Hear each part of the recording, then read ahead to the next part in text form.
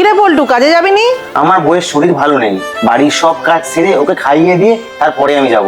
তুই বাপ এরম প্রত্যেকদিন দেরি করে কাজে যাচ্ছিস, দেখবি তোর কাজটাই বোধহয় চলে যাবে। সারাদিন যে আমাদের দিয়ে এত কাজ করায়, ক টাকা মাইনে দেয় বলো তো? যে কটা টাকা মাইনে পাই তাই দেই তো আমাদের সংসারটা চলে। দেখো না খুড়িমা, ওকে আমি কবে থেকে বলছি যে এখন আমি ভালো আছি, তুমি কাজে যাও। আমি এখন যাই গো বৌমা, তুমি সাবধানে থাকো। তুমি আবার উঠে এলে কেন? তুমি এখানে চুপ করে বসো। তুমি কোথায় যাচ্ছ? আমার পাশে একটু বসো না। তুমি আমার জন্য ঘরে বাইরে কত কাজ করছো, এসব দেখে আমি কি করে বিশ্রাম নিই বলো তো? চুপ করে বসো, আমি আসছি।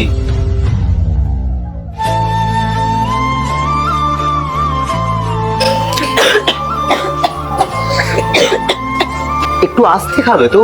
আমার কোনো রাজপ্রাসাদের দরকার নেই, তোমার মতো স্বামী আর এরকম ভালোবাসা থাকলে পুরী ঘরেও শান্তিতে থাকা যায়।